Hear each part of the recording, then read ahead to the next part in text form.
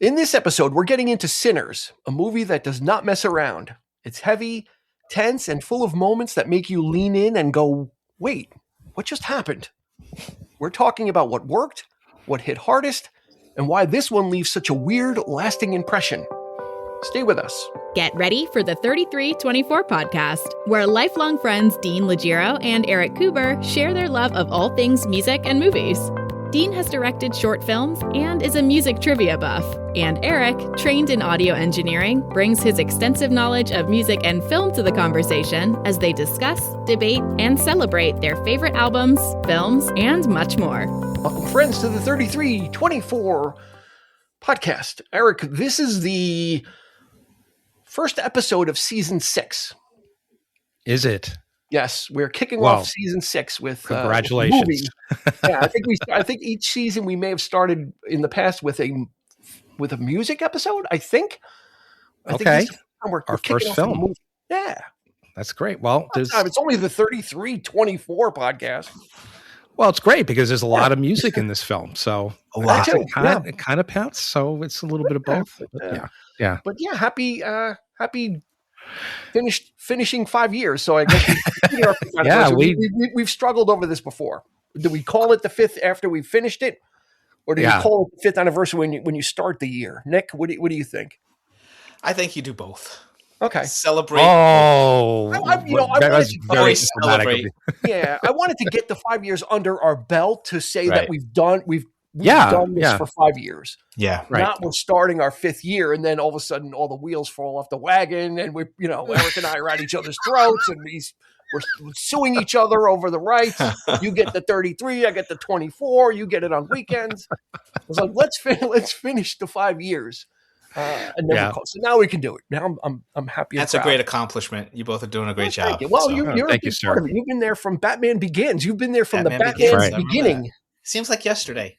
Yeah, 5 years ago. No, it doesn't. It was 5 years ago. Don't sugarcoat. It wasn't like yesterday. This goes out to all our guests, of course. Every guest. Do we even call them guests anymore? They're very much a part of this. No, they're friends and family. They're family. Family. We have a community, and it's been great. So, yep. They're the grease in the wheels. Of the machine. Yeah. And of course, we couldn't do it without the listeners. So we appreciate you. If this is your first time, you're coming in 5 years in. There's a lot to check out. If you've been with us, thank you for kind of being with us. Mm-hmm. Through all the craziness, the bad impressions, the hot musical takes, the geeky movie stuff that we do. Hopefully, it's your bag, and that's why you've been coming back. So we're going to continue to keep doing it. So, as you heard, Mr. Nick Leshy from City of Kick is with us, and he's got his YouTube channel. He's got the Paranormal Popcast, greatest characters in It's a mouthful. Greatest characters in pop culture. Pop culture history. Just and look up City of Kick Entertainment. Yeah. He does short form stuff with his kind of unofficial co-host Marcus. My son Marky. Which I love those. I gotta say he steals the show. I gotta say, Nick, your son really is a natural. Like he loves it. He loves that stuff. When I'm watching him on the screen, and he's just kind of laying back. But if I close my eyes, he's just talking so naturally off the cuff. Like he's just so chill, but he's just very matter of fact. He's so good at things. it. And not self-conscious at all. Yeah. So he's good. He's gonna have his own show eventually. Yeah, podcaster in the making. So, we're here today to do Sinners, and this episode is coming out before the Academy Awards. So we're going to get into the stats, which this movie has achieved a stat that no other film has achieved, but we won't know the outcome of these of what is going on with it until afterwards. So here we go. We're talking about Sinners. This was released in April of 2025, written and directed by the great Ryan Coogler, who I first encountered. I didn't see all of Fruitvale Station, but that's when he came out. That was his debut, and that's when he came out to the radar. A $90 to $100 million budget, so somewhere in there. $369 million box office. And here's the big ticket item, which we can probably talk about, is 16 Academy Award nominations. And that is the most in Academy history. It was eligible for 17 awards. So it got all nominated for all but one. And the next closest nominee in this Academy Awards year is One Battle After Another with 13. So this is going to be a tough, you guys can probably speak to it real quickly. We've seen movies like Titanic that kind of really sweep. And then we've seen movies that get a lot of nominations and they kind of get shut out. Yeah, that's right. Right. Like there have been plenty of movies where, oh my God, like there's nominated for so many. I think maybe LA Confidential might come to mind. And then it picks up a few. So sometimes it's a blessing and a curse, right? 16, you got a lot of shots. You got a lot of bites at the apple, right? But then each category that goes through, and especially with the Academy expanding the number of Best Picture nominee, right? Most of the categories have been expanded. So it's a especially with One Battle After Another, which I haven't seen, but everybody's just kind of like that. These two, Sinners and One Battle. You guys, you have to see it. You have to see it. Yeah, I've yet to see it myself. Did you see One Battle, Nick? I saw it, and I loved it, and I keep going back and forth over which one I like better. After rewatching Sinners, I think Sinners is in my heart right now because I went to see it in the movie theater with my wife and we loved it. And as we were walking out, everybody in the movie theater was like, "Wow, that was really good." So we had a good audience and a lot of jump scares and the music was great and the story was full of surprises. Did you know about the story before going in? I knew. This is going to be spoilers, right? That we're going to talk about. So I knew it was going to be about vampires, and I wish I hadn't because it was like From Dusk Till Dawn, where like it really doesn't hit that it's about vampires until like almost a third into the movie, right? And he was inspired by From Dusk Till Dawn. Yes. I found out, and the Faculty, two Rodriguez films, absolutely. Yeah. So he actually it has a Quentin Tarantino vibe. It has all that.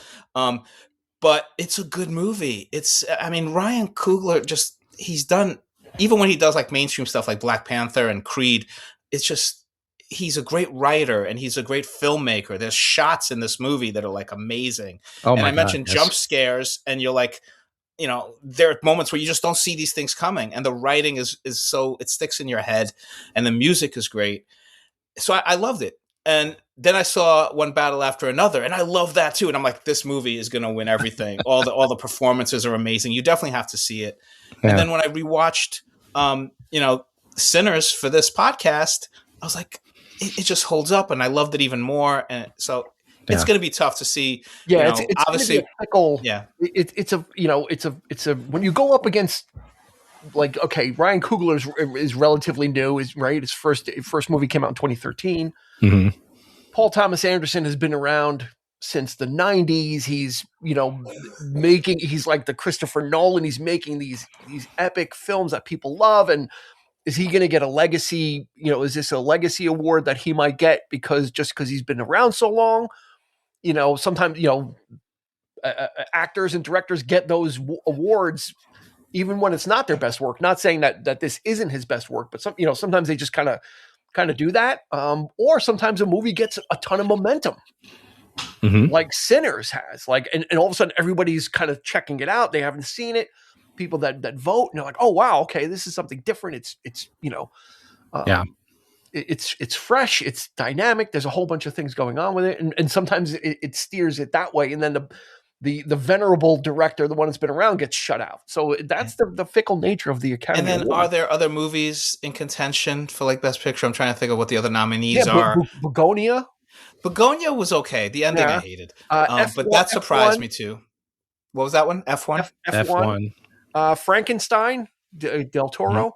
Del Toro, I love Del Toro. Which was amazing. Hamnet, that could be a dark horse right there too. Marty Supreme with Marty Supreme. One Battle After Another. Yeah. The Secret Agent. I think it's a good year. Good year for movies. These were late in the game contenders. A lot of, you can talk about Sinners. Yeah, Sinners like has the been beginning out, of the year. Sinners will have been out almost a year. Right. Yeah, a lot of these other ones. Reminds me a lot of Silence of the Lambs when that came out early in the year. And it just kept on. And it was one of those like genre movies where people were like, okay, it's not going to win any Oscars because it's horror, Right. that's how I felt with Sinners. But it's such a good movie, and it sticks with you. It like really doesn't go away. So I it's my front runner. Yeah, let me recognize just some of the other ones since we went through the list. There's a movie called Sentimental Value.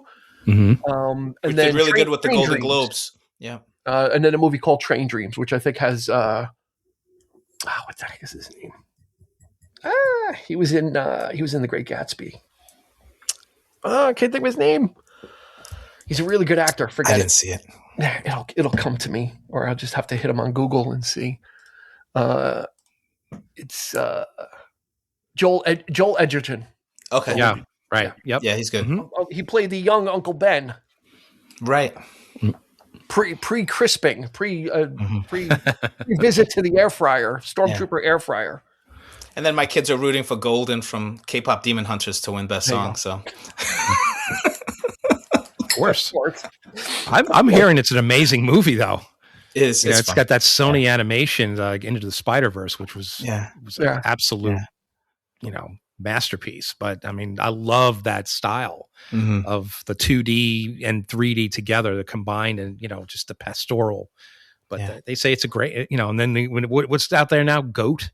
The great, Goat. but it's funny. It's a sports movie, which I find interesting. You don't really see that in an animation, Maybe Space Jam or whatever.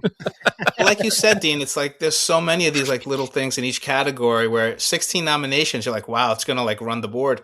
You never know. Know.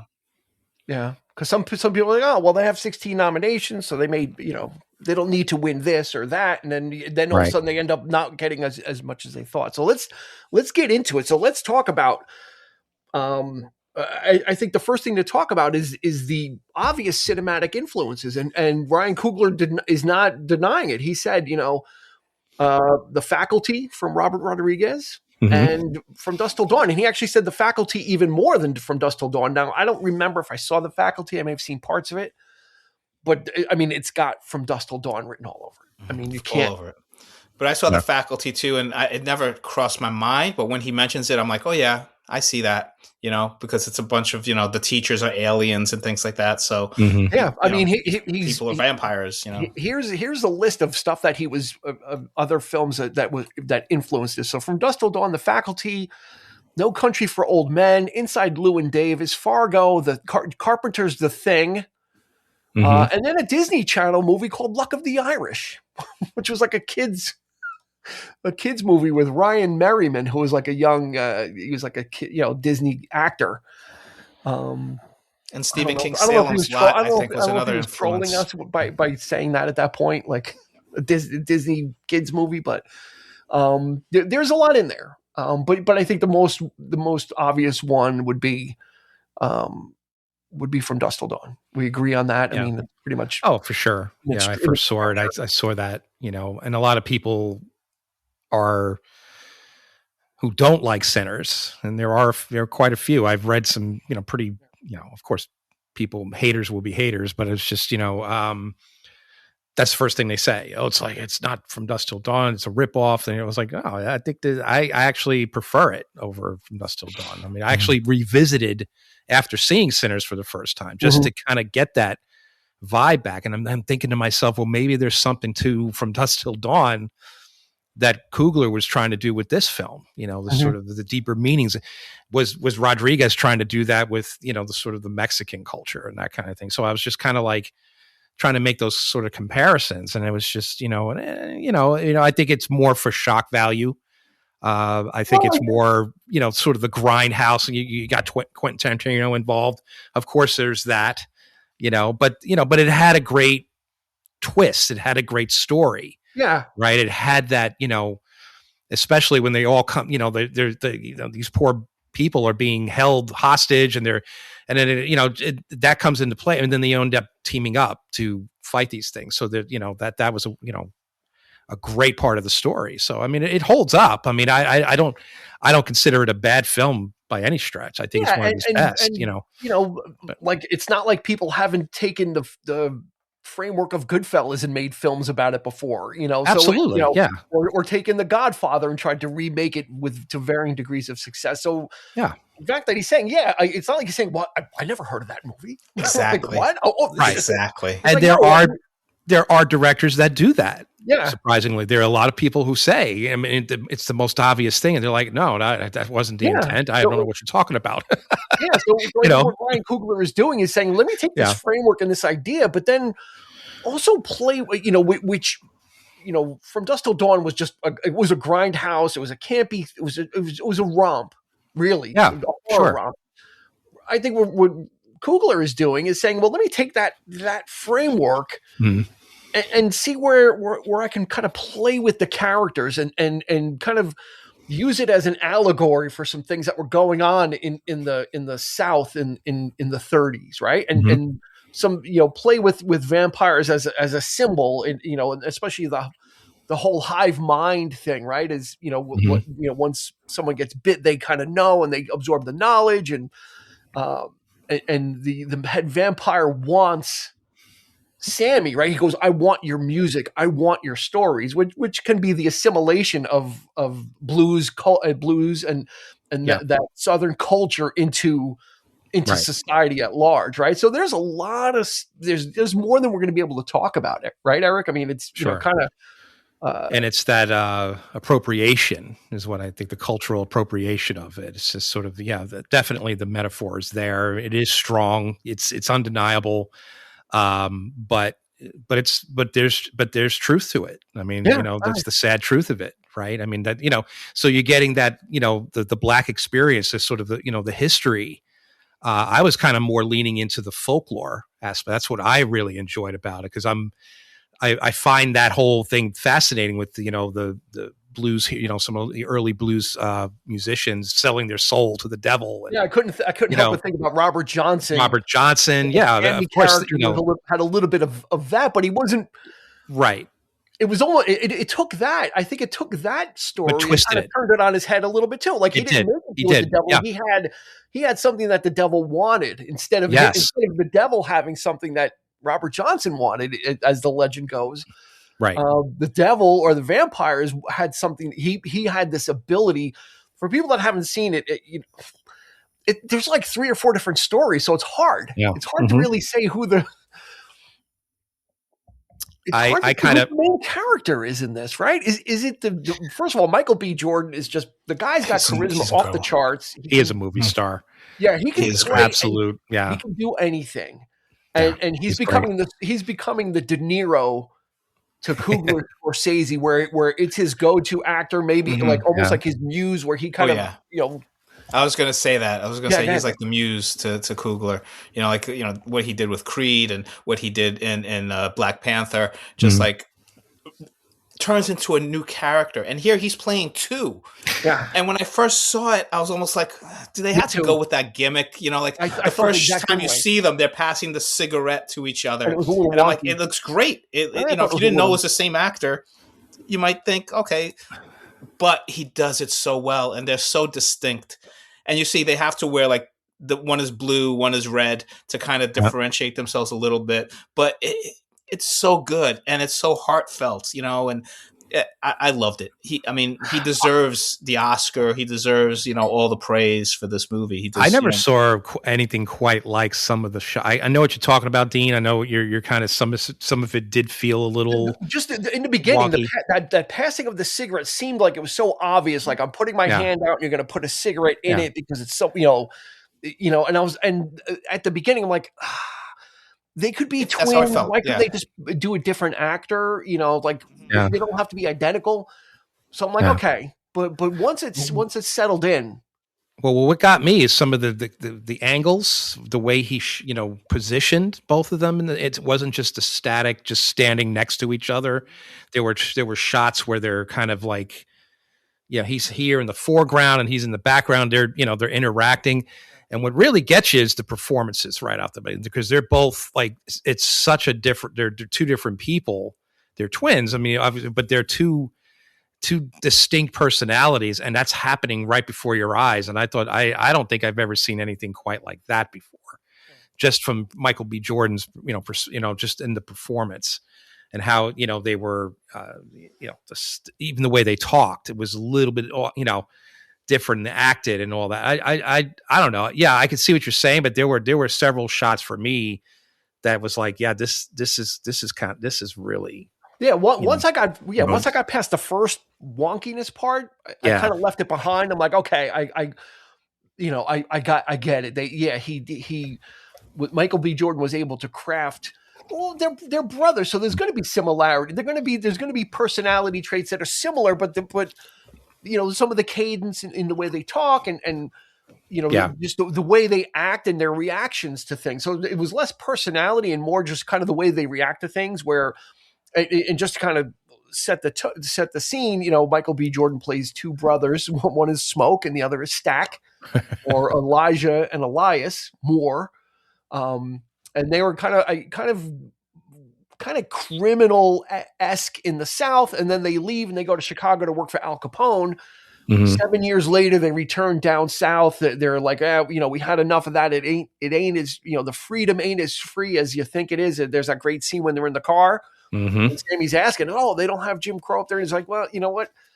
It ain't necessarily that great. We'd rather be with the devil we know, which kind of a little foreshadowing of and then the whole snake thing. Right. Right. One aspect of that too was that they both served in World War I. They went off to war, and then they, so that right there to me is might be a callback to Roaring Twenties with Cagney and Bogart, because that was the same kind of thing. They were really good friends, and they became bootleggers in the film. So I wonder, that might have been an inspiration too. Yeah. And there's a level of PTSD with that where they talk, the great scene when Smoke is with his wife, and he's like, I saw people killed in ways I didn't think people could be killed. Like I saw things that, could never be seen. So Nick, how did that work for you? The dual role, because it can come off with a lesser actor. It could come off really, like I said, it seemed like a gimmick at first, but then I just got so caught up into the writing and the performances. Like you said, the performances. There's so much subtext there. Eric, you talked about their service, right, in the war, when the guy's like, when Sammy's like, kill me now. You might as well shoot me now. And he pulls out his gun. He's like, I was a soldier, so you gave me a command. And that just little subtext like that, you get all the backstory, mm-hmm. And when Stack is telling Preacher Boy about the guitar and, and then talks about where he got it from and talks about his dad and, how the dad beats him up and beat, him up mostly, but, Smoke was the one that protected him, and his dad knocked him unconscious, and he wakes up and, Smoke is burying his dad. So things like that then pays off at the end. Cause Smoke was like, I couldn't protect you this time, all that stuff is so well written. It's so well written. Yeah, there's so many little this is a movie about details, and you have to see it more than once to get it. So many nuances in there. Absolutely. Let's go through the cast. I think we need to kind of recognize the amazing cast in this film. It's just, it really is like that, it's not just sometimes a lead can carry a film, but with a movie like this, all the peripheral characters really create the world. They make the world real and they make it authentic. And that's what I loved about this film was the period it was set in, the I guess, how authentic it looked, just the cinematography and the endless landscapes of just the fields of cotton and just kind of like that I guess that's kind of what reminded me more of Oh Brother. If we're talking about a Coen Brothers movie, like it kind of like the Oh Brother universe. Yeah, I can see that. I also got vibes of, frankly, the way some of the, those fields, like, were so vibrant and colorful, like, in a way, like, almost remind, like, when you see them driving, like, in the car up, almost remind me like the Wizard of Oz in a way, because it just had that the poppy feel. Like, it was just, for some reason, he used a lot of color there. Yeah. And it just sort of like, it was an odd choice for sure, but it almost makes it surreal. Yeah, it's almost like a magical place, but mysterious at the same time, right? Exactly. I mean, it's just exactly. All right, let's get into the cast really quick. So Michael B. Jordan as the Smokestack twins. So he plays Smoke, and he plays Stack. Haley Steinfeld as Mary, who's Stack's ex-girlfriend of mixed race, but white passing, but of mixed race. Miles Catton as Sammy Moore. This was, I think, his debut role in a film. Aspiring blues musician who was later played by Buddy Guy. Buddy Guy. I wasn't ready for any of that. How awesome was that? Like that whole end thing. I'm like, wait, I was like, is that Buddy Guy? Like, yes, okay. Yep. Oh, I was stoked. And then we got Jack O'Connell as Remick, the Irish vampire. Wunmi Mosaku as Annie, who smokes estranged wife, and they had a child together that passed away. She was in Loki season 1. She was part of the TVA. She was the one that was chasing Loki all the time. Okay. Oh, was that her? Really? Yeah. Okay. Yeah. Okay. Yeah. Wow. Jamie Lawson as Pearline, who's a married singer. She was Bella Real in the Batman. Yeah. Omar Benson Miller as Cornbread, who was supposed to be watching the door of the such a great character. Such a great character. The great and so Delroy. happy to see him back again. The great Delroy Lindo. Yeah. What a wonderful role for him. Yep. He's jeez. Lee Jun Lee as Grace Chow, and the actor is just Yao as Bo Chow. They are they're the Asian storekeepers in the town, and they're able to, they kind of they're like fixers. They kind of do everything. They get food. You need a sign made. You need someone patched up that got shot. They kind of do everything, but they're a part of that community. It took a couple of watchings to realize that she is running the white side of town. The store's on the white side, and he's running the black side. If you notice, you see white people go into her shop, and I didn't notice. See? And they're like, and she's running back and forth, like like the daughter is like in between, like There's that one. There's that one long shot, very very Reservoir Dogs of when going the daughter both ways, right? Yeah, the daughter goes to get the mother, and we just follow her across the street, just like when Michael Madsen went out to get the gas can. In Reservoir Dogs, right? It was it was no rush. It was just we're seeing where this person's going, we're seeing what's happening, and then and then in this case, the mother comes and we follow her back. And again, like this is a horror film, but it's not a horror film. This is like a drama. Yeah, with an hour with a different ending on the end of it. Like I was actually perfectly content to stay in that universe. Like I actually didn't need the vampire. Like I was compelled by the stories, the intertwining stories, the culture, the Delta Slim and what he, all of his backstory and the stuff that, and how he was talking about his experiences in the South. Like I was engrossed in that. I was like, I almost didn't want the vampires. That's how I felt from Dusk Till Dawn, to be honest with you. I thought that first half with the brothers was like really fascinating. And it really had that, Pulp Fiction vibe that I was loving during the 90s so much. But the same thing with this, it's like, I wish I hadn't known that there would be vampires in it. Yeah, I unfortunately, like you, Nick, I knew going in because I work with this girl at work who's really big into vampire movies, TV, and she was talking about it. She goes, "Have you seen Sinners?" I was like, "No." I was like, She goes, "You have to see this movie." And I'm like, "I didn't realize it was a vampire movie," And she's like, "Oh yeah, but it's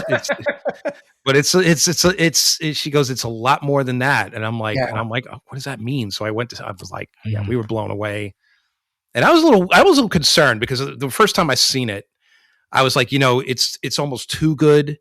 Right. You watch a movie and it's like, it's almost too good going in right from the get-go. And then I was like, maybe if I see it again, it may not, that might wear off like, certain movies do. I've seen it 4 times now and I'm all in. So same here. I love it. Because it's so well made because, because it's not the kind of hard, it's not like Scream or anything like that. It is more of a drama. It's more of a slow boil that happens to have vampires in it. And that's the way I look at it. I kind of look at that as like a kind of a side thing that just happens. It just kind of, that happens to these people. Like it's not the main crux of the story. The main crux of the story is these brothers trying to get something going and coming back and just their reemergence into this town that they left and all the heartbreak they left with Mary, with Stack and their relationship and Smoke coming back to his estranged wife. Like there was so much there. And then, and by the way, to make it even worse, there's actually there's some vampires in the area. Yeah, where the Choctaw Indians are chasing. Right? They're that was a great scene. The vampire hunters. I didn't know what was going on. I wanted to see a movie just about the vampire hunters. Yeah. Right? That's a whole nother story that can be told. I wanted so much to see them come back. And yeah, but they knew. It's like they come up, the sun's going down, like, all right, well, we're out. That's your problem now. Yeah. They're like, the guy's like, sun's going down. It's like, okay, we got to go. we tried to help you, but we're leaving now because we don't want any part of what's about to happen. So, it was weird. Like you're settling into a drama, and that's what I love about it. The movie is taking its time. It's not in a rush to get you there because they want you invested in all the people, right? And that's the beauty of a good type of horror film or just any good film.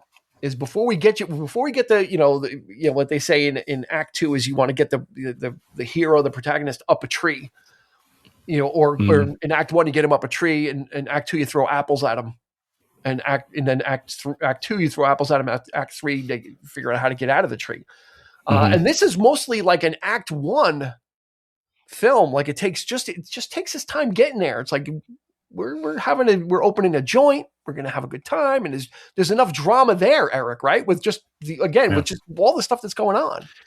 It's interesting to know too. It's like everybody has their baggage, so to speak, whether it's, something bad that happened in their lives, like trauma, or they're just, a couple of people are just bad.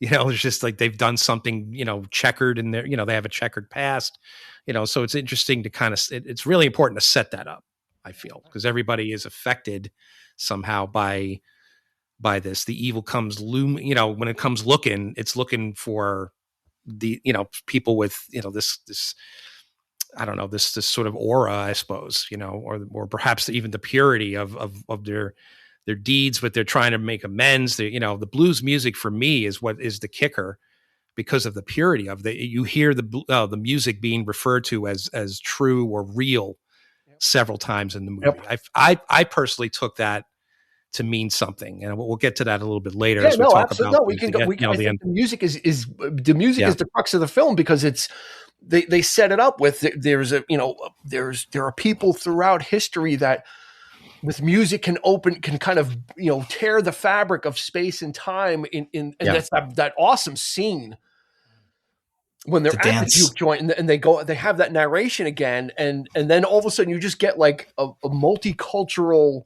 It's the complete history of black music right there in one shot. Yeah, it's like you see the past, you see the future. Exactly, the past and the future. That threw me a little bit first time I saw it when I was in the movie theater. I was like, "Oh, where are they going with this?" And then I remembered the opening narration that Andy says with that little animated version where it's like, there are certain people that they can discover. Oh, I'm paraphrasing, right? They can find the music in its true form that brings the past and the future together, that kind of thing. And it's that's what it's all about. That's why they want Sammy's guitar and they want him to play. And that's why the vampires want it, because he says you can connect me to my past.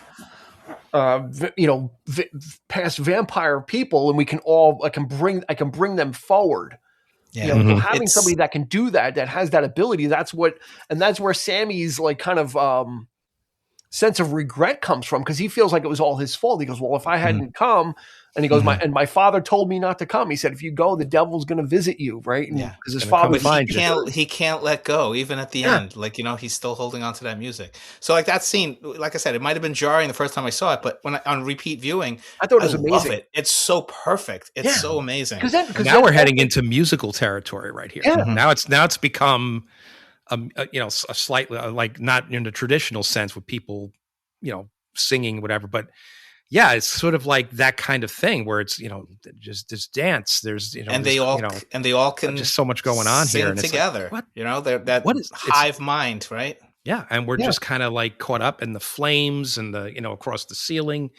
it was, especially to see that in IMAX, in in the theater it was just incredible. Yeah, figuratively burning down the house with the music. Right. Yes. And that's when like the vampires are all standing there and they're seeing, that's what they're seeing, right? They're seeing the house burnt down. Yeah. And everybody dancing inside when that's not really, but that's figuratively what's happening is they just set the place alight with the music, with the passion of the music and the singing and the dancing and the stomping and just like all that stuff. Like that whole scene was amazing because also you had the Asian couple in there and there was like a geisha passing through or traditional Asian dancer passing through. So it was multicultural. It was kind of talking about how this music just, all types of music, because they were there. So their culture was represented. Right. So you had that, it was incredible. Yeah. I was, it was amazing because the camera's just moving through the different parts of the juke joint. And then there's like a rapper all of a sudden. And like he's at a turntable and you got like a Hendrix type dude with the, like he's playing electric guitar, the flying V. And it was a great way to tie the universal appeal of music, right? It wasn't just about 1932 blues. It was about what music can do, generationally or throughout everybody's life is that music is something that endures and affects people no matter what period of time. It was something I see it as the blues is the purest form because, that's really where everything started.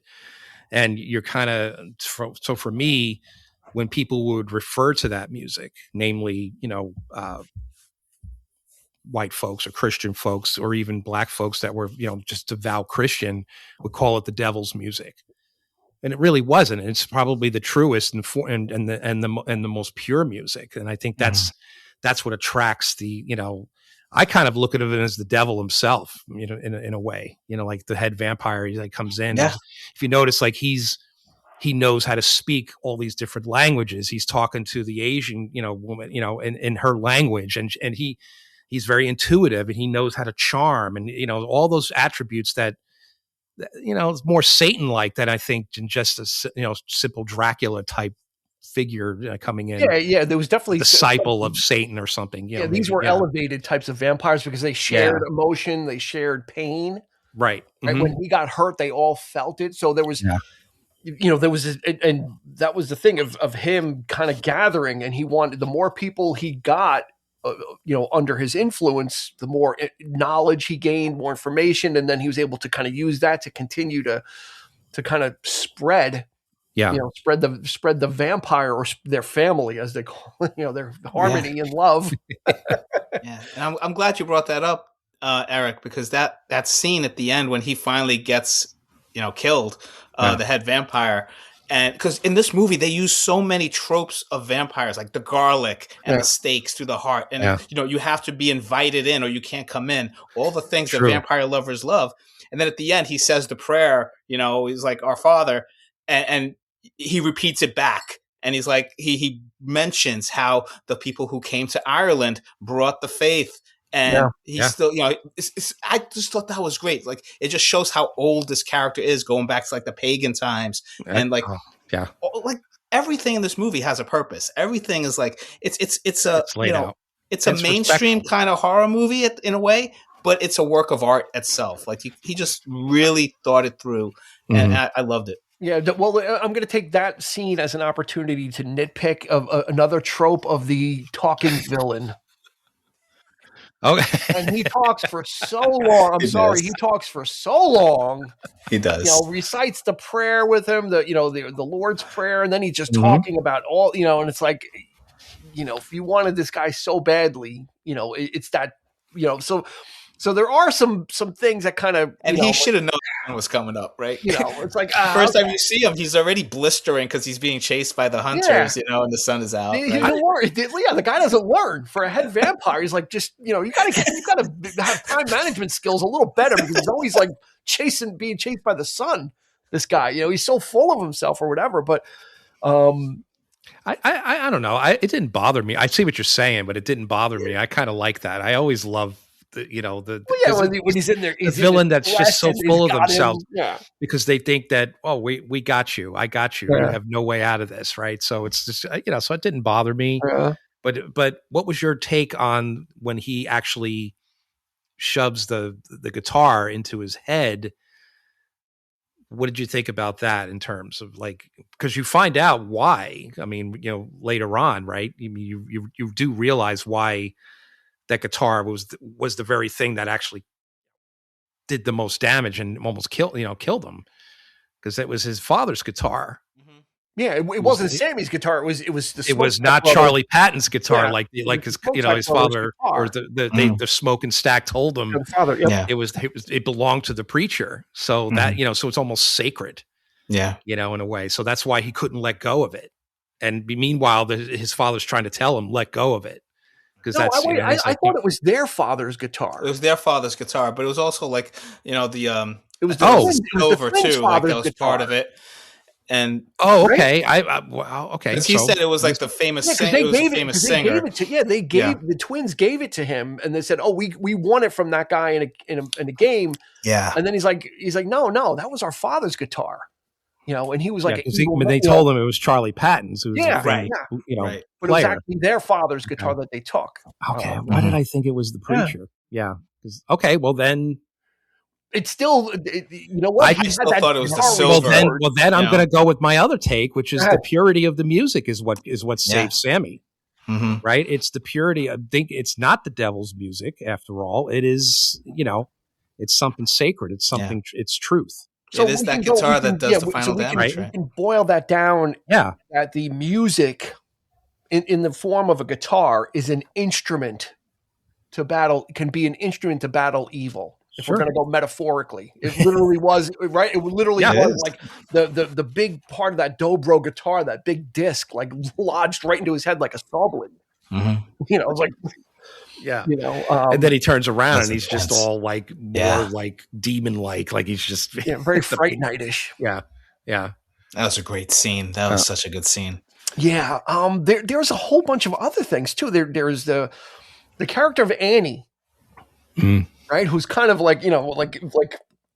he's Smoke. She is Smoke's kind of estranged wife, and they lost their child. Heartbreaking. But Stack calls her a witch, or other people call her a witch because she kind of deals in hoodoo and kind of that kind of stuff and potions and things like that. But there's a great scene when Smoke comes back to town and sees Annie for the first time, and they're talking about the mojo bag. Yeah, and how how Smoke wears the little mojo bag that Annie made, and it kept you safe. And how do you know it didn't keep you safe? Right, and that leads to some conversation about the death of their child. Well, you couldn't do anything for our child, blah blah blah. But then a thing, a little Easter egg that caught me or whatever at the very end, because they also make reference to a trunk. They're like, I forgot the trunk. And they're like, well, you don't need the trunk for this. I'm like, we finally find out what the trunk is at the end. Yeah. But that's it. At that point, he takes off the mojo. Yeah. Right. Because his brother's gone. And I think so he, he doesn't need this protection anymore because there's nothing, it did work. That's my thing is the mojo did work. It kept him safe. But it didn't keep, his wife, nobody else was safe. Yeah. Right. He looks at Annie at that point when he's literally dying and he's going to turn or something and he's like, save him. And she's like, I don't have that power to do that. He's got the little bag that saved him, So. Yeah. And that great scene at the end when he's sitting there after he got shot and he sees his wife and baby. And she's like, do you want to hold him? And he's like, yeah. And she goes, well, I'm going to paraphrase, but don't smoke. And she calls him Elijah. And I didn't, and it was literally meant a cigarette, but I think it also meant that, I don't want my baby to be held by the person's smoke. I want my baby held by Elijah. Great by the soldier. Yeah. I want my child to be held by Elijah. You can, smoke. I don't want you to hold my child because of smoke, right? Because of the smoke or whatever. Elijah can hold my child. Can hold. Let go of the That's who he past. is. Let go of that. Exactly. Past. Like that's not who you are to the baby. You're the father. It's that was such a and then he kind of got pulled back in to the present because the guy was still alive, and he just the head of the KKK. Yeah, those guys just got deservedly. Which reminded me of Desperado. That was like a little Robert Rodriguez like Desperado scene, Eric. That reminded me of like because they had the case, right? Another good movie. Well, that's the thing though. It's like, even after all that hell they've been through with vampires, and then the next morning, these guys come and it's just they're going to tear. It's almost as if they were the last resort, as it were. They were in league with the vampires, almost like, or they knew that we're going to go straight to him now too, right? Well, yeah, as if they knew what was going to happen or something. Like it's just you get that idea that it's. Well, they did mention it. The vampires did say that. He goes, "You guys weren't, we just happened to stumble upon you." Yeah. Right. But you since they killed the guy's nephew, he got Remick got the knowledge that. The clan was coming back, and they used a term, Eric, that is used in blues songs, the killing floor. Yeah, and he said this. He goes, "You don't know what this is? It's a slaughterhouse. This is the killing floor." Yeah, right. It's where they do And I'm like, well, that's a term that is used in blues songs, the killing floor. There's actually a song which Led Zeppelin stole from, which is the killing floor. Yeah, again, so much detail, so steeped in the lore. So many things that we could probably never understand, and again, that's why it's so culturally significant, I feel, and is more so than, other like genre films. And the fact that it is a genre film is what's so amazing that we've talked about Marvel kind of doing this, where they're sort of doing like comedies, and they can do romance and all these things they could put into a superhero movie. I'm glad it's kind of out of that sort of vein in a way, but it kind of gave me faith of just good cinema. Like just a great movie, 2-hour movie that's not related to much of anything else. It's just it's inspired by a lot of things, but again, the idea that it's not just one thing. And if it were just a vampire movie, I don't think it would be a great vampire movie. If it was just a historical drama, it might fall short there. But the fact that it's all of this together and combined together. Now speaking of Marvel, do you know where the costumes came from for this film? It came from the canceled Blade film. Oh, from Marvel. That was supposed to be a period piece. The original. Really? Blade, and they made all the costumes. I did not know that. So then Ryan Coogler hired the same costume designer, and she said, "Well, I have all this stuff I did for Blade that they canceled." Huh. And Marvel was like, absolutely, we're not going to use it. Take it with our blessing. So all those costumes. So if you look like, when Stack gets killed and he puts on like a black vest, that's almost like a Blade vest. Yeah, interesting. So all those suits and stuff, all that period stuff, was from the canceled original iteration of the reboot of Blade. Interesting. With Mahershala Ali. Wow, that's yeah. And Marvel was like, go ahead and you take it with all our blessing. Nice. All of it. So all that you talk about Marvel. Well, they love Ryan, so so what do you do for them? So amazing. Let's talk a little about Delroy Lindo. Wow. He got done dirty. It was too quick. It was too like, but it was almost. I felt like it was rushed. Like I felt like he was such an important character, and what he was doing was so noble. That's the thing. But it was just so. It was like there was so much other stuff going on, and he didn't. He's kind of, and he like cuts himself. He didn't need to do that. They were coming in for him anyway, right? But his character was just like so. Like I love him, but he becomes heroic. Great actor, Yeah. Well, it ties back to everything that was being said in the car, like the whole story that he was telling them, and so all the details. If you miss it the first time or first couple of times, it's going to become more relevant the more times you watch it. I feel so. I can agree with you there. The whole third act, you could argue that it's rushed. It's just all of a sudden, bang. Everything is happening, and there have been heavy critiques of that. But I feel like because of the weight of the first half of the movie and everything about these characters, you get a little pass on it. Absolutely. Especially the fact that there were so many vampires out, like when the doors get thrown open. Yeah.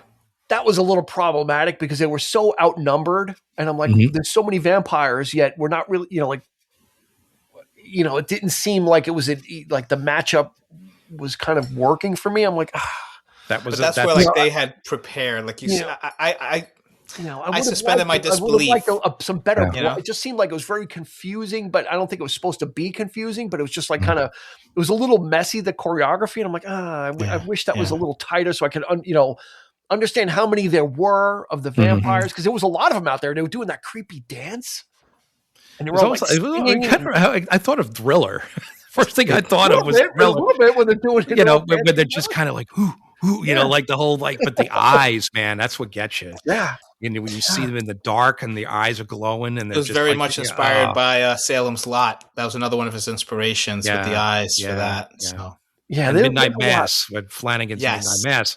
If you know the end of that movie and how when the sun comes out, that to me was like just like that when the sun rises and they're all kind of taken out by just because they didn't run anywhere, they didn't go and hide anywhere, they're just standing there, they all went up in flames. So it was just kind of it's almost as if they they were trying to get to the barn. You see them like getting there, but they were just like in flames already. So they were like kind of they weren't making it. Yeah, these guys were new at vampire, especially everybody that just got turned. They were new at it, so they don't know that they had. They were new. They didn't get a chance to read the handbook. Like cornbread. Yeah. Oh man, we got to talk about cornbread. Poor cornbread. He's going to make a lot of money, and then I told you I went to see about a dog.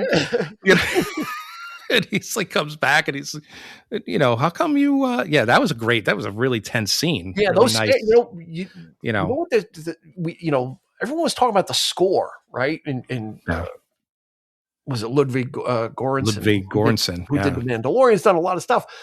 I felt like the score actually, there was a lot of, when I watched it again today, I'm like, it's not really even used for jump scares. Like most of the time when something happens, the music comes in after the scare. It doesn't lead you up to it.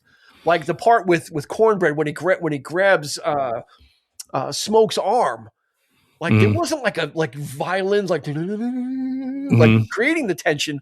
The tension was there because of how creepy everything was, and they didn't know exactly what was happening yet. They still were kind of like not believing it, but we knew. So the tension wasn't because of the music; it was just because of we already knew what was going on, and these people still hadn't gotten the memo fully. Like they were, but even the way they filmed it, watching it the first time, you're like, please don't make Cornbread a vampire. I love this character. So you're like them. You're like, this is very sus, very suspicious going on here, but you're giving them the benefit of the doubt. And then the jump scare just gets you, you don't need music to kind of make you think, you know, that's happening or anything. So because he built it with suspicion, with conversation, great filmmaking. Yeah. With how Cornbread was acting is like you've been Delroy Linder, you've been coming in and out of here all night. You never asked to come in once, right? Yeah. It's like, well, I want to be polite and or Pete, love and harmony. It's like they're like, what? Like we don't know if you're anything about vampires, but you're acting really strange that we just don't want to let you in because it's creepy. They still hadn't had really an idea. Like they saw some weird stuff when Mary got killed and she kind of got up and ran and had Stack hadn't re-risen by that point, right? That happened they thought he was dead. They thought he was so he was still bleeding. laying he was in all the bleeding room. out. Yeah.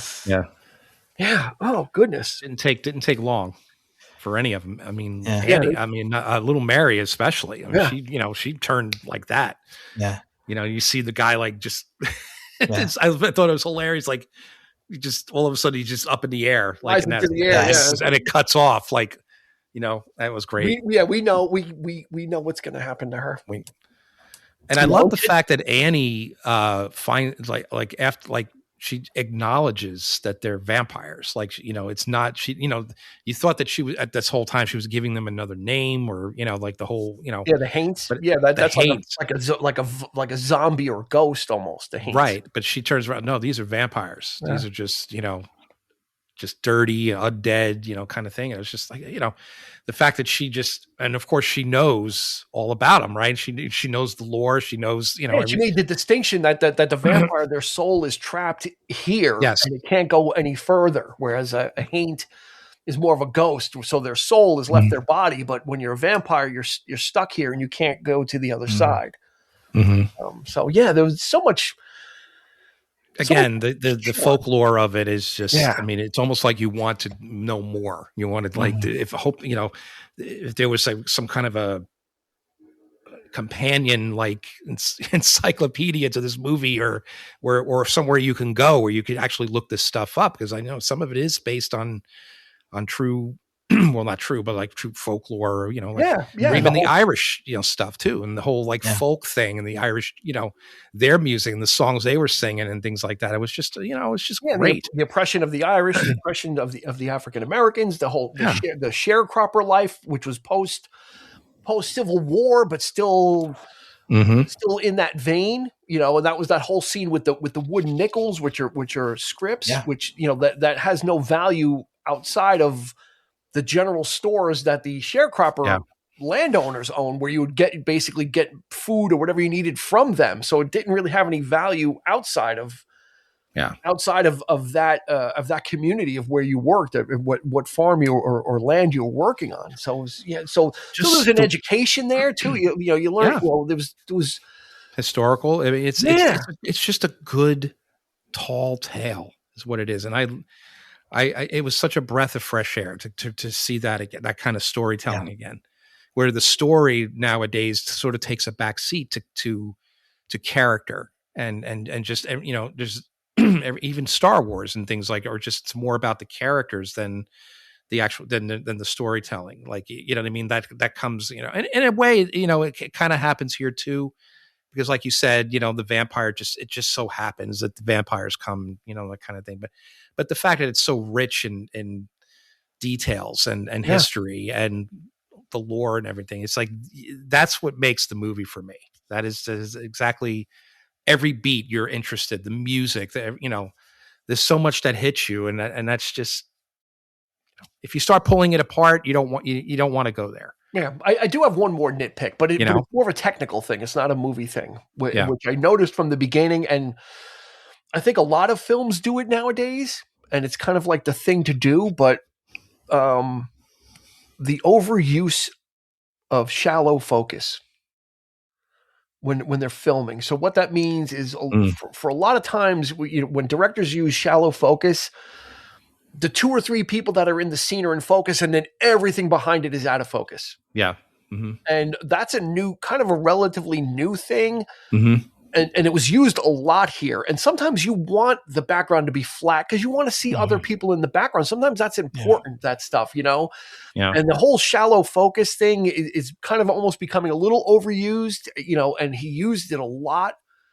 And it does put the focus on the people in front of you, but sometimes for more realism, because I don't see that when I'm in a room of people, mostly everybody's in focus unless they're really far away. So that kind of thing is like a filmmaker gimmick now that's almost becoming a little. It's an aesthetic choice. Yeah, it is, especially in photography, and it goes into. Yeah, so I was kind of like, I thought it was a beautiful film, but I like the deep focus myself. Yeah, it's a geeky complaint. It didn't take away from the overall, like like Eric said, those sweeping shots of all the cotton fields and stuff. All that stuff was absolutely like, I feel that this movie is as much a horror film as it is a celebration of the culture as well. And what that was like, and especially Delroy Lindo talking about how he went to. He got arrested and they made him play blues for white people, and he's like, well, they want to hear the music, but they don't want to know anything about the people that it comes from, and like what how we came to be playing that kind of music, the struggle we went through. And that's the appropriation of it. It's Yeah. like that's, the sort of the white taking that away from. Yeah, we want the music, but we don't want to hear the problems and the story you had about it. We just want you to play, But that's what gives it its purity. Yeah. That's their story. They're storytellers. They're lamenting in the fields. They're whatever they're going through it's sung all the time. It's not just in juke joints or anything like that. That's where they really let loose, of course, and celebrate. But they're singing blues all day. Yeah, and their whole lives are revolved around it. That's what Sammy said to his father. He goes, I've been working all week, and I want one night away from that. Right. Where I can just kind of go and cut loose from it. And, it's going to be there when I return, and I'll be back in the morning for the sermon. And, so like I said, and we haven't even scraped, I have so much other stuff written that we haven't even scraped the surface on. I mean, this movie has so many different layers to it. The color scheme between the blue and the red, that Smoke and Stack wear, one is more passionate. That's a tell right there. Yeah, one is more passionate. Smoke has got the red, and he's a little more passionate about things, and the blue is a little more reserved. He's kind of keeps it a little closer to the vest, Mm-hmm. So much. What do you have? And then at the very end, when Sammy is playing at his venue is called Pearline's. Yeah, which is the girl that he felt he was chasing throughout the whole film. She's married, but I'm married happily. I love that when he goes happily married. Your husband coming tonight? No, well, okay. So much good stuff in this movie. Yeah, you're such a nice guy. Those your cousins? Those cousins by blood. Oh, but you're so nice. You're not. And like that was them. It was not to put too fine a point on it, but after that scene. You know what I'm talking about. Mm-hmm. She just comes out and she is in a way, she's almost like so charged. The music, when she starts to sing, and that's and that whole, she gets the whole place going, stomping their feet, and it's such a sexually it's just very like erotic and just that's what you feel it. The blues is about too, right? It's so palpable, and that's where the whole devil's music comes into play, right? It's to get us your writhing bodies, and you're grinding up on each other, you're sweating, and they even refer to that, and we're sweating, we sweat it out or whatever. So it's just, but it's so enticing, it's you can't help it, And I get that's the sort of the crux of where rock and roll and all of that is you got to that's where you look at that and you say everything we know about rock and roll and such all the hair metal bands and all this kind of thing and sexy clothes and all this. I mean, blues they didn't need to do that kind of stuff, right? It was just blues and country smacked together to make something totally different, Yeah. I mean, was that your reaction the first time you heard Sammy actually sing in that car was exactly what Stack's reaction was. Yeah, he was like, hearing that voice come out of this kid, and you're like, amazing, it's like, because he was a kid when they left. He was like little Sammy, so he comes back 7 years later. He's got like this adult blues voice, and the funny thing about Delroy Lindo's character is like you're too young. You don't know anything. You haven't lived any of that. But yet. He has the voice of he's got it. Experience. Delroy Lindo's character Delta became a believer. It's like get on up there. Then when they start playing together, they're like, So it's powerful. and then just that golden hue. Also, when all the scenes in the in the juke joint, everything has that kind of golden kind of color grading to it, which puts you into a different, it's that gentle, it's that warm feeling when they do the color grading in like that goldish, yellowish brown. Yeah. Which if you look at all the interiors, once the juke joints gets going, it's that, it's that warm feeling of comfort, and at the end, it was just that, that whole scene at the end when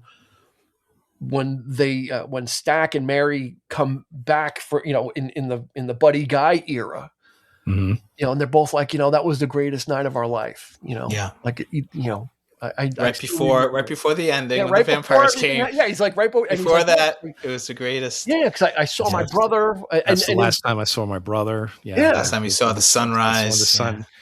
God, it hits you, right? I mean, Yeah, and that relationship gets resolved, right? Because the relationship between Stack and Mary was tenuous, and Stack didn't think he was trying to protect Mary by saying, go marry a white guy. It's only going to be trouble here. I want to protect you. Mm-hmm. By becoming vampires, they were able to actually have that life that they probably would, that Stack would not feel comfortable having or letting himself have. Right. Mm-hmm. Right. Because of the time period that they lived in and everything. But now as vampires, it's like you can go wherever you want. You can do whatever you want. Mm-hmm. You can have that, they can have that relationship.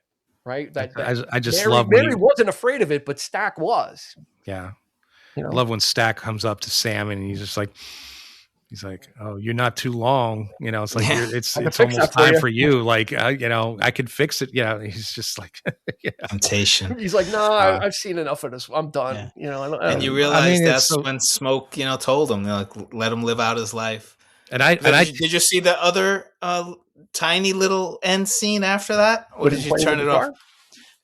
He's strumming the guitar at the end. Like, that's the happy moment, so his life came to, but he's still in that happy place, Yeah. I tear up because, the fact that Buddy Guy is probably one of the last living, known blues players. I mean, I'm sure there might be some lesser known players out there somewhere, but that he's probably not too long. Yeah. Right. I mean, it's gonna, last of the original. How perfect with the scar on his face. Like that's all you had. It's like that visual storytelling. Like, you don't have to say anything else. The story goes is that Ryan Coogler's uncle was a big fan of Buddy Guy. He used to see him all the time at his club. So him and the crew, him and his, his crew, his team went to go see Buddy Guy, and they asked him if he would be in the movie. And he was very taken with that because he swore up and down. He told both Muddy Waters and BB King. He goes, "I'm going to keep it alive."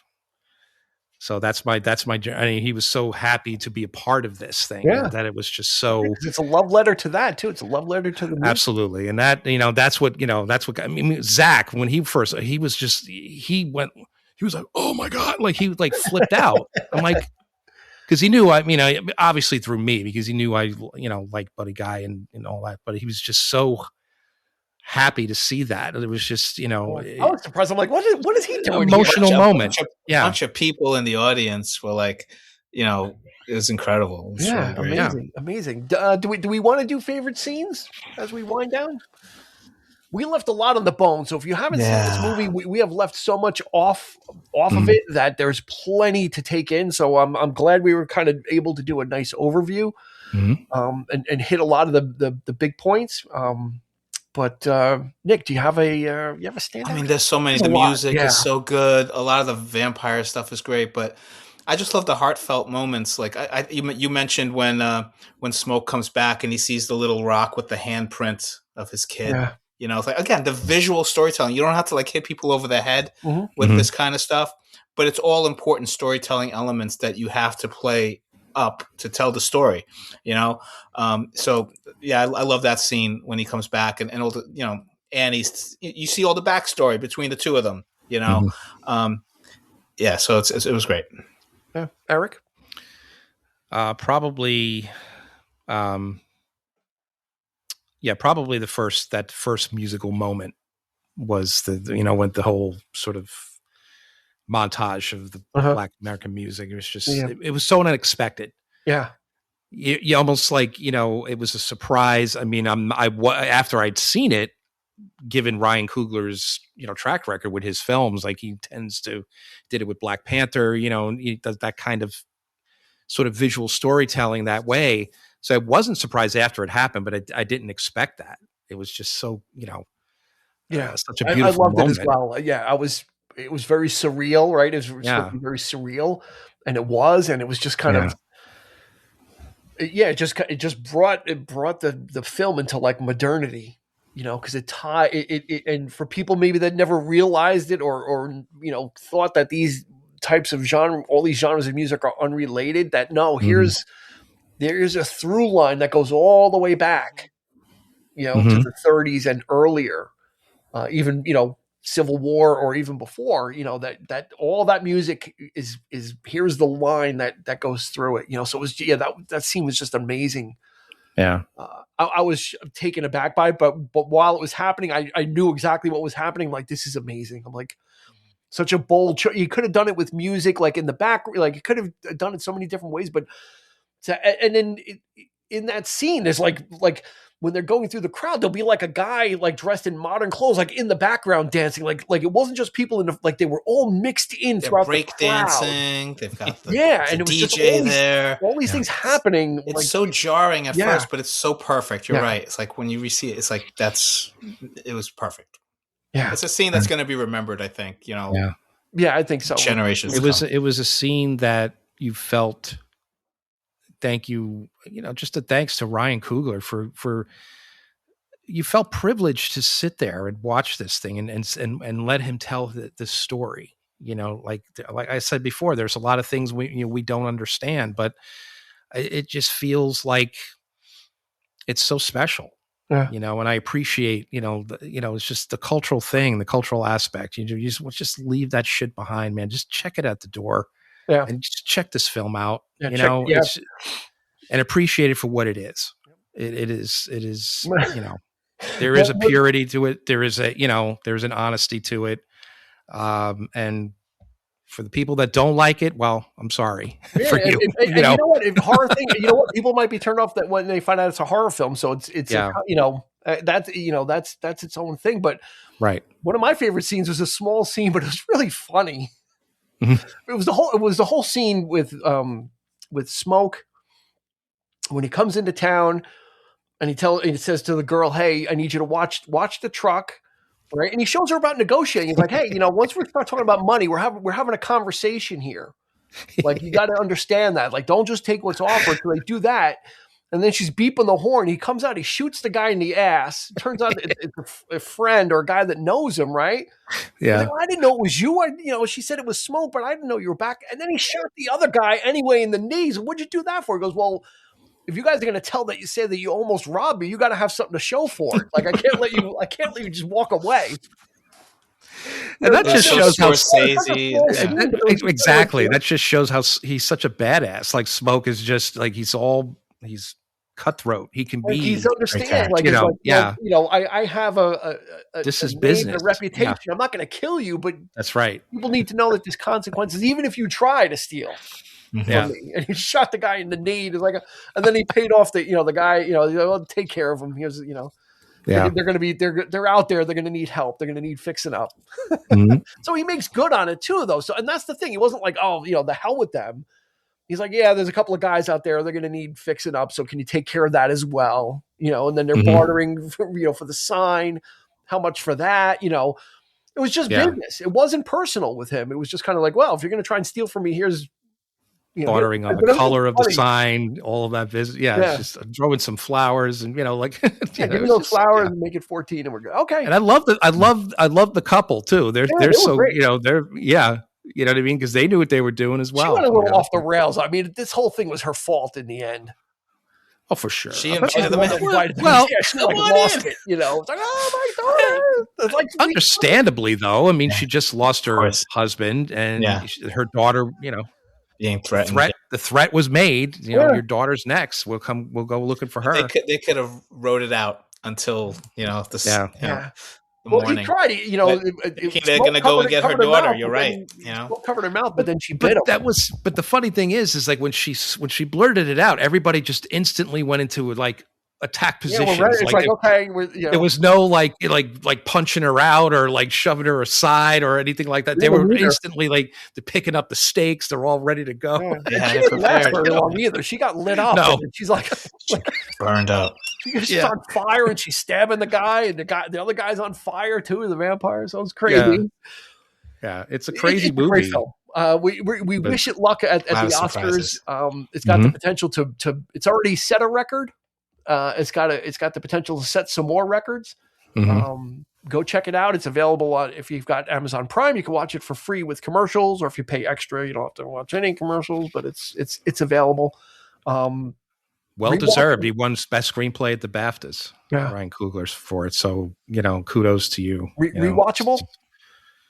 Totally rewatchable. Yeah. In the span of 4, one of my favorites. Yeah. Yeah, for sure. Again, because there's still stuff that I'm sure I could probably pick up on. It's so rich, so so well written. I mean, give Ryan credit for being such a good writer. Too, not just a filmmaker, but the writing is so solid. I mean, he took of the framework of something that was existing that everybody knew, and just totally said, "Well, I'm going to use that, but to give you something totally different, give you an experience that no one else has, or that I can singularly bring." Yeah. And he's a relatively young director too. Yeah. Like, I'm so excited to see how many more movies he has in the pipeline that we haven't seen yet. He hasn't really done that much. Believe it or not, his first one was Fruitvale Station. He's done like 4 movies, or something. He did Fruitvale Station. Then he did Creed after that in 2015. Then he did the 2 Black Panther movies. Then he co-produced another film. Like 5 movies. So not a lot. But you know what? If he's on that pace, and you know what, you don't need to rush. Don't kind of. Yeah. I can't wait for his next movie, whatever it is. Keep finding out when trying to reboot the X-Files. I'll watch that. He is, I think. Yeah, he's producing or just like a TV series. So that's what I heard. Yeah, a series. Yeah. Yep. Yeah. I saw that too. So, all right. Well, kudos. And you know what? I'd like to see Michael B. Jordan. Oh, my favorite actor right give now. the guy the Oscar. He's he deserves absolutely. He's done enough. He if you're talking about career stuff as well, and you don't want to give it for a horror film. He's done plenty of other stuff as well. If that's the tact you're going to take, if you're going to do it like Denzel Washington and give it to him for Training Day and not Malcolm X, there's or the Hurricane. There's Michael B. Jordan definitely earns it, and he worked twice as hard as anybody in the film. For sure. Somebody said, I read something, it was funny. It said, "Oh, Michael B. Jordan should get it, and then Michael B. Jordan should get it for, because you play supporting." He should be nominated for Smoke and for Stack, and which one was the better? For sure. That'd be something.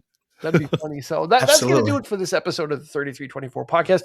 We're going to drop a link in the show notes to Nick Leschy's City of Kick YouTube channel, so you can check out what he's got going on over there. Deep dive stuff into characters, pop culture, all kinds of great things. We're always looking forward to his next episode and what he's got coming. So definitely check that out. It'll be in the show notes. And Eric and I will be here waiting until we meet again. He's going to be on his comfy couch, and I'll be in my gaming chair that I got for Christmas in 2024. And it still works, still supportive. Still works. So he still has his Grateful Dead bear hanging off the microphone. The Jerry Bear. So, and also, if you would, for us, if you want to reach out to us, you can do that on Instagram, Facebook, and or YouTube, or within your podcast platform provider. There's a little fan mail button you can hit, and that's a one-way message. We won't be able to respond to that, but you can reach out to us that way. And if you would also hit the follow button, this way you get a little reminder when a new episode comes out. If you made it this far. If you only listened to the first 5 minutes, you didn't hear any of this, and you won't hear this reminder anyway. But if you made it this far, we appreciate it. So thanks for hanging out with us. For Nick Leschy, for Eric, this has been Dean, asking you, please be kind and rewind. You've been listening to the 3324 podcast with Dean Legiro and Eric Cooper. You can find us on your favorite podcast provider, so please like, subscribe, and rate to become a part of the 3324 family. Your feedback is important, so make sure to follow us on Instagram and Facebook at 3324 podcast and on Twitter at 3324p to join the conversation.